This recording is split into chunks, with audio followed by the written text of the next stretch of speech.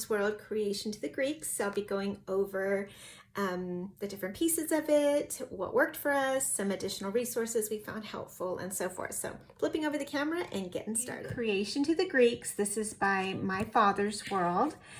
We have used My Father's World from pre-K, which was all aboard the animal train.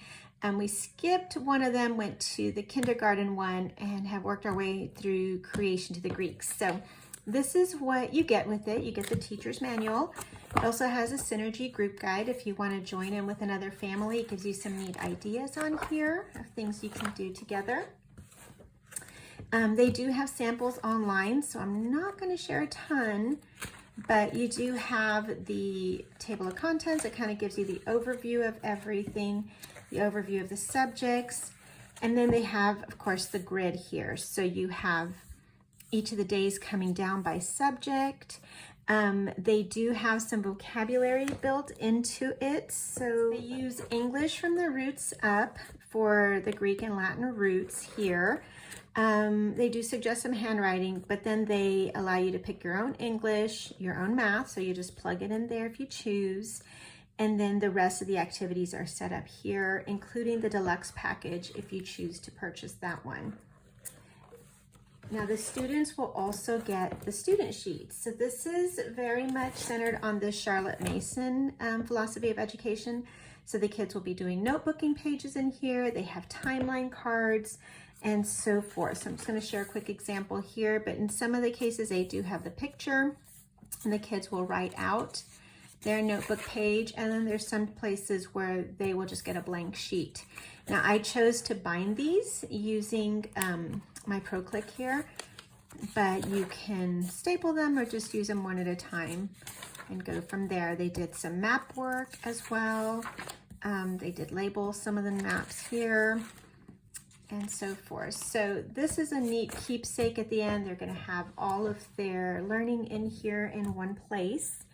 I did want to share the timeline we've done. So we followed what My Father's World recommended, which was to create the accordion style timeline. So this actually pulls out, and we actually need to put this in there, but you can see all of the different events here. So they colored these, cut them out, and then pasted them into the timeline. So this just actually expands all the way out, and it's just a great keepsake. We can just keep adding to it as we go through. Now for history, these were the main spines that came with it.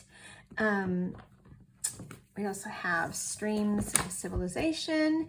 Now, my experience with Streams of Civilization, my children are a little younger, so I have a kindergartner, a third grader, and then I do have a sixth grader that I'm homeschooling, but we did feel that this was a little high level, so I would actually take the time to read through it in advance.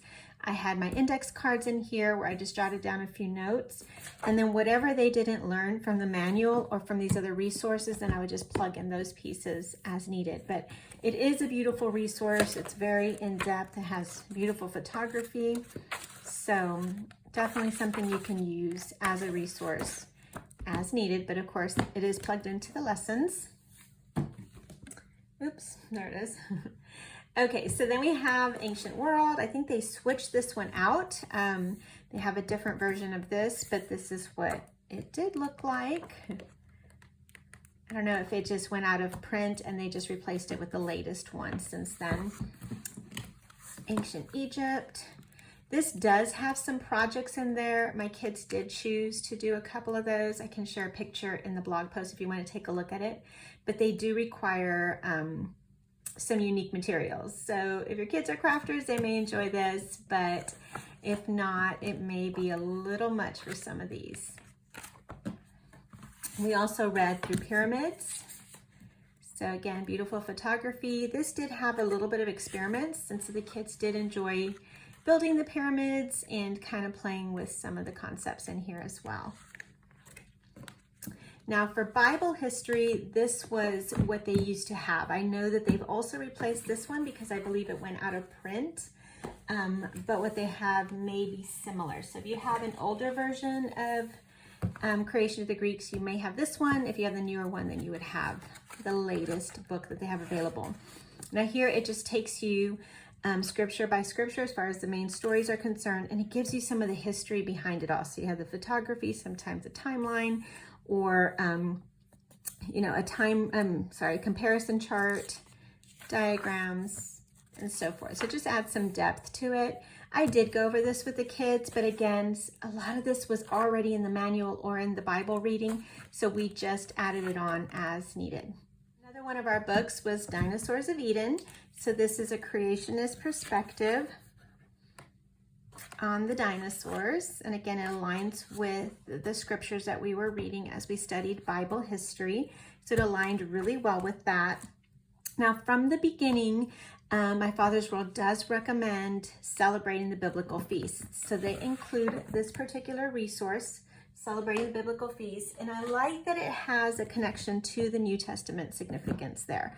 So it talks about what the celebration was and the reasons behind it all, and then it gives you the connections to the New Testament.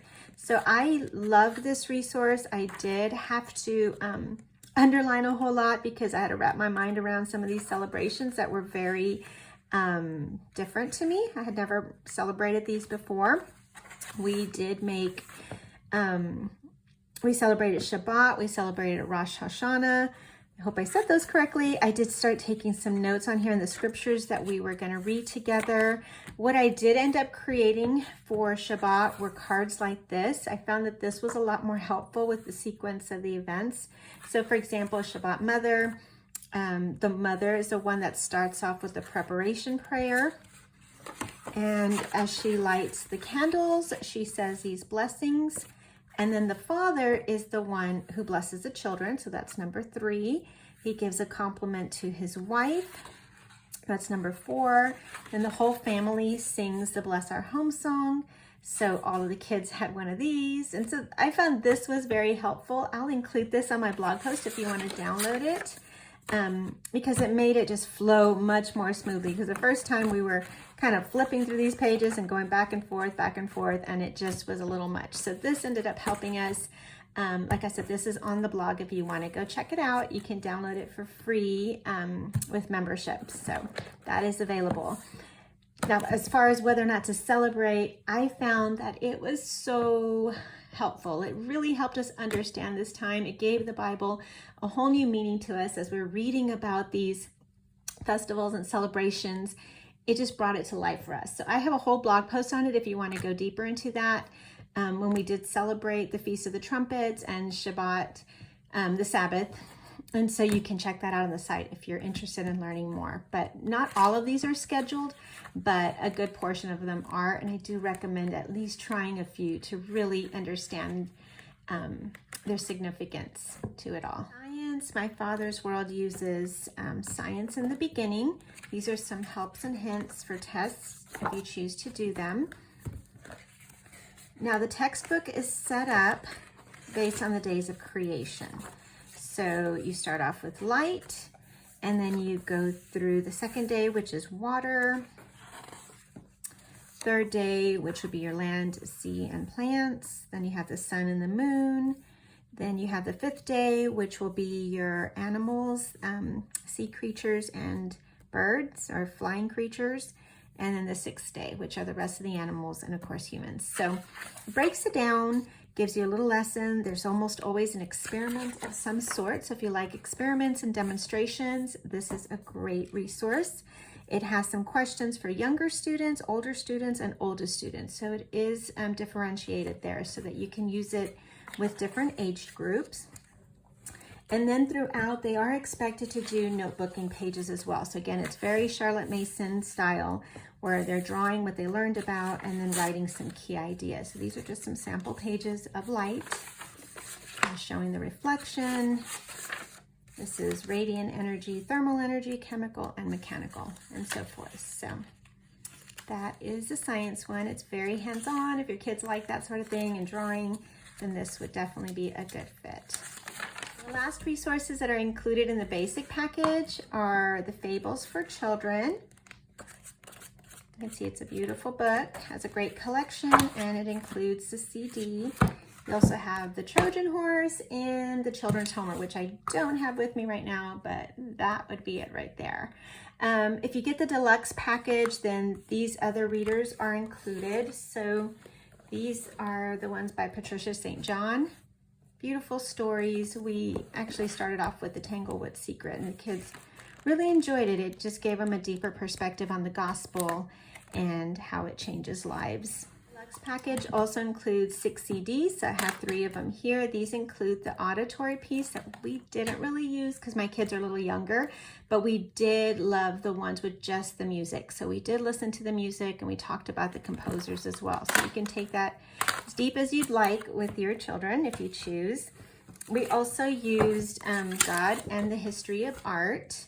And so these are just some examples. You would make copies of the lessons and go over the lessons and have the kids do their drawings on their actual paper here. Some of them will be on clean sheets of paper, but a lot of them will be on the actual printouts here. And then as they go through, they do have some examples of the art along with the painted marker cards.